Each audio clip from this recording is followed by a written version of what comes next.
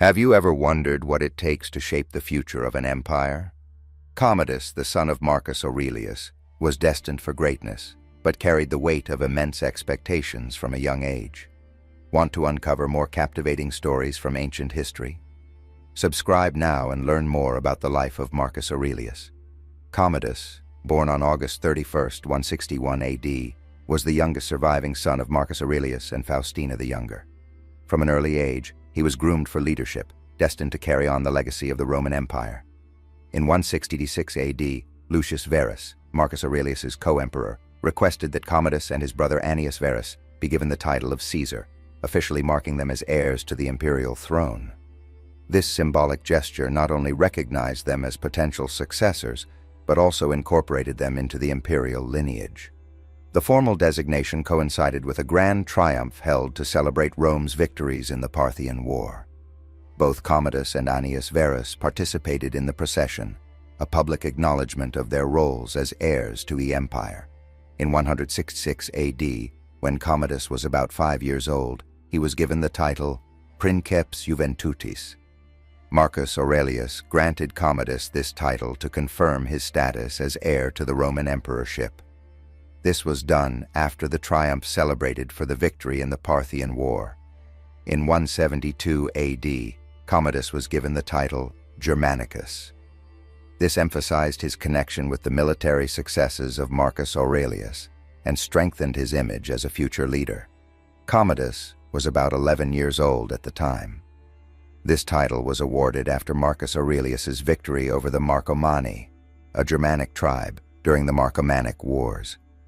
Commodus was present in the military camp, and this title signified the success of his father's campaigns. Although Commodus himself played no active role in the war, it was customary to associate young heirs with their families' victories in order to strengthen their legitimacy. Tragedy struck in 169 AD when Annius Verus died from a tumor that had developed under his ear. With his brother's death, Commodus became the sole surviving son and heir to the empire. Recognizing the importance of solidifying Commodus's future role, Marcus Aurelius named him Caesar early on, and later elevated him to the position of co-emperor. These steps firmly established Commodus as the undisputed successor to the throne, securing the loyalty of Rome's military and political elite. Commodus received an exceptional education, studying subjects like philosophy and rhetoric. However, unlike his father, he showed little interest in the stoic principles that Marcus Aurelius valued so deeply. Despite this, his early preparation laid the groundwork for his eventual rise to power as emperor.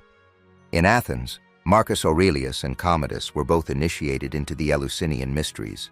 Dedicated to Demeter and Persephone was an important religious ritual in classical antiquity. This cult focused on concepts such as rebirth, the cycle of life and death, and the afterlife. This took place around 176 AD. They would return to Rome. Marcus would now grant Commodus Imperium. This is a legal concept that refers to the highest authority, including military and administrative power. It was usually granted to high-ranking magistrates and emperors. By granting Commodus Imperium, he was formally given the authority to hold official positions and participate in the affairs of state. It marked Commodus's transition from heir to active participant in the government and politics of the Roman Empire. This was a crucial step in his preparation for the emperorship, with which Marcus Aurelius wanted to ensure the continuity of the imperial dynasty. Commodus was 15 years old at the time and was about to begin his public and political career. Marcus Aurelius made strategic preparations to strengthen his status as future emperor. By granting his son Imperium, Marcus was able to exempt him from the Lex Annalis, a law that set minimum ages for holding certain political offices in Rome. The consulship, the highest magistrate's office, normally required a person to be at least 42 years old. Marcus Aurelius granted Commodus an exception to this law, allowing him to become consul in 177 AD at the age of 15.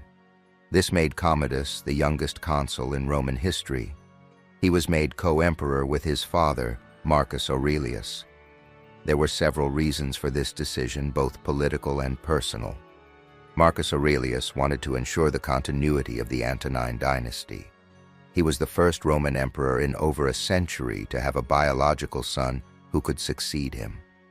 By making Commodus co-emperor, he laid the foundation for a smooth transition of power after his death, preventing rival factions within the empire from vying for power. Marcus Aurelius found himself in a period of constant war and political tension in the last years of his reign, particularly along the northern borders of the empire. By appointing Commodus as co-emperor, he was able to gradually prepare him for government, while at the same time sharing some of the administrative burden. As a Stoic, Marcus Aurelius believed strongly in his duty to the empire and his family.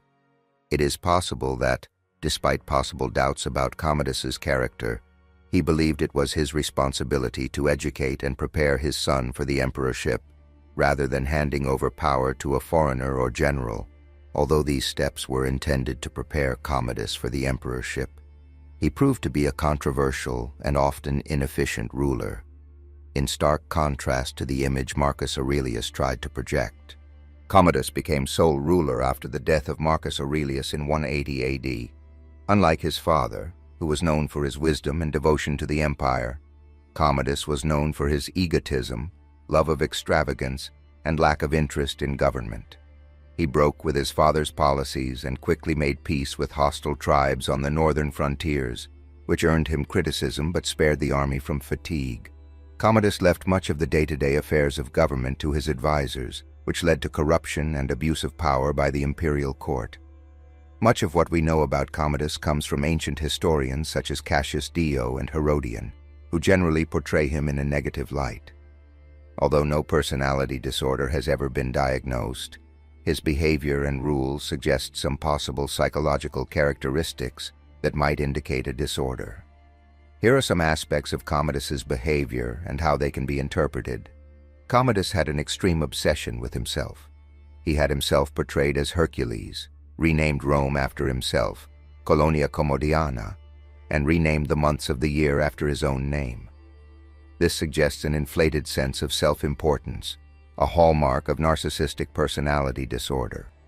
His participation in gladiatorial combat, which was considered highly unbecoming for an emperor, and his cruel behavior, such as arbitrary executions and neglect of administrative responsibilities, suggest a lack of impulse control. His reign was characterized by megalomania and tyranny.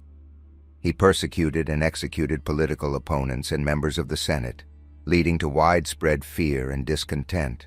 His cruelty, abuse of power, and lack of empathy for others, including members of the Senate, suggest antisocial personality traits.